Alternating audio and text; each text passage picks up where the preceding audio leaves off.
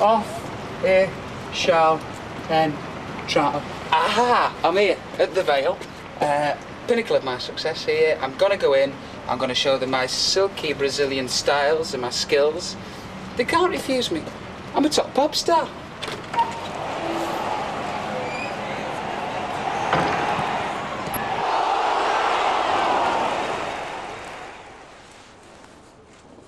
I'm by beloved Vale Park, as you can see, and you know it's a game of two halves, so stay around and join me on the terraces.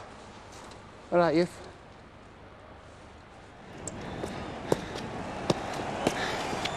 And it's the young Port Vale lad, making his debut appearance. Well, started coming to Port Vale when I was about 6 or 7, and I used to stand here where these seats are. Sounds funny, but about 3 seasons ago they changed all the standing to seats, which caused a bit of a lack of atmosphere, if you ask me. But I used to enjoy standing at the top end over there, which you can't see at the moment, jumping up and down in the first half as the boys would be shooting up that way, and then the second half would just all change because the boys would be shooting down there. We'd go and stand and give it a bit of Johnny Roger's Black and White Tommy, we're so good, it's unbelievable, and all that madness and utter rubbish. I can remember when I was 15. And it was the last match of the season, and there's a song at the Vale, and it goes, are you ready? Yes. Are you sure? Yes. Give me a V, V. Give me an A, and onwards.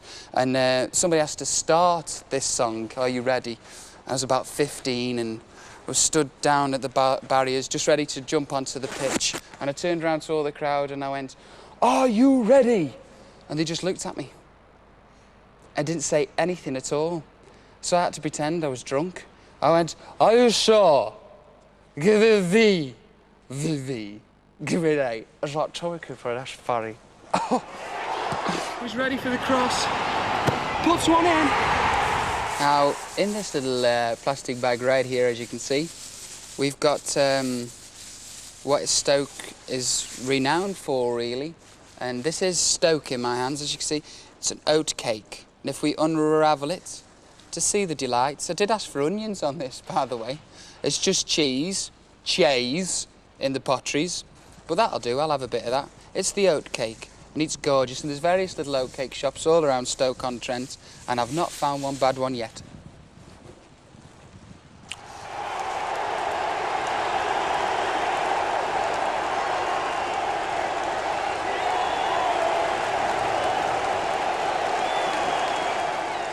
When I'm at home, I do various things to relax, really, apart from coming down to the Vale. You know, just generally have a laugh. I go rollerblading, fall over, get up again, go back home.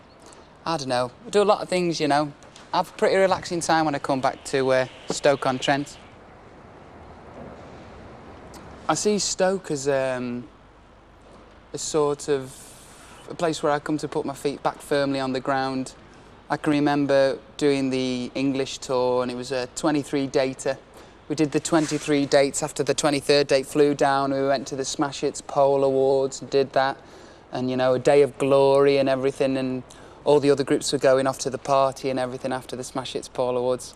And we had to go home because we were so tired. And I can remember that evening, we won all these awards, and then I just walked into the pub, ordered myself a Lone Brow, sat down and played pool.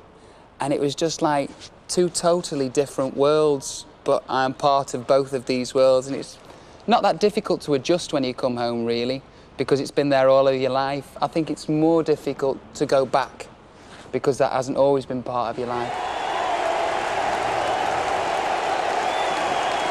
There's a lot of lovely little bits about Stoke-on-Trent, believe it or believe it not. If I say to people, I'm from Stoke-on-Trent, they go, where? And they've normally passed through it in the train or passed through it in a bus, I don't know, or in a car, but never actually stopped. But I'm telling you, there's a load of lovely areas around here. You want to get yourself up, youth. There's all the golf courses are lovely. There's all the parks are lovely. There's some lovely areas, I'm telling you. I live in a right nice area, me. And, you know, I like going to walk the dogs. We used to walk the dogs a lot until she died. But I'm over that now.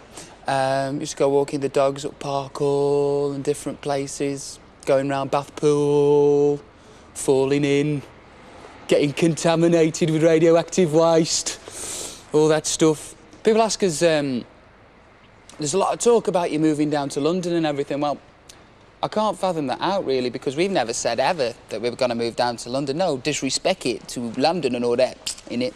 But I don't think we'll be popping down there just yet. I figured if we live down there, the record company will be working us to death every day. And we figured that if we live in Manchester, the record company think, well, that's 5 aeroplane tickets. We've got to fly them down from Manchester to London. That costs how much? Oh, we won't get them to do it. So, you know, less work if you live in Manchester or Stoke-on-Trent, I reckon.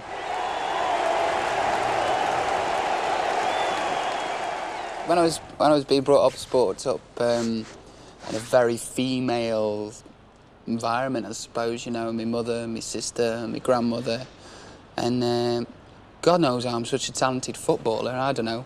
Should be able to play netball a bit better, I don't know. But they brought me up, did a good job, hopefully, and people see me as this brash character, fun-loving, this, that, and the other, and that's just me for the cameras, really. I'm just a soft lad at heart, you know. I like a bit of a laugh every now and again, but I get a bit soppy too. And I think that's the feminine side in me. Very feminine every now and again. Not wearing dresses or anything like that, don't worry. But just a bit feminine every now and again. My mum, obviously, as you know, means a lot to me, and she's got various stories that she tells everybody about how when I was a kid, you know, following suit of being mental when I was older. But we used to own a pub in a little town in Stoke-on-Trent, and one day I got all the takings from the tills, and the tills had been collecting for about 2 months.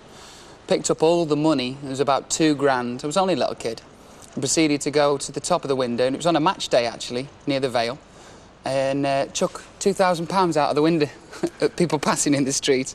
I got all the dirty laundry, all the bras, all the knickers, and just threw them out. Hey, see me. As it comes to maturing in any way, I think I'm going backwards. I think I was more mature when I was about 13 or 14, and as the years progress, I find that it's easier to be slightly insane than to be sane. You get away with a lot of things. People go, oh, he's a bit mad. We'll let him get away with that.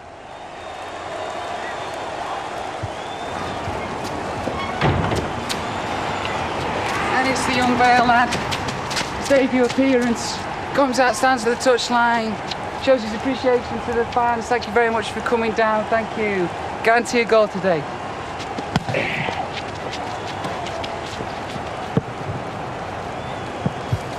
And it's the young Williams lad from Stoke-on-Trent. He's up the pitch now, takes it down the wing, puts it past one player, brings it down, takes it outfield. It could be his debut goal on his debut appearance for the Vale. He looks up, he sees the keeper's out, and he shoots.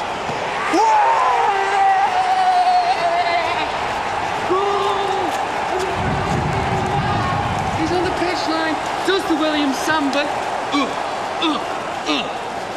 Damn! I'm so good. I'm so good. I am no. I'm too good.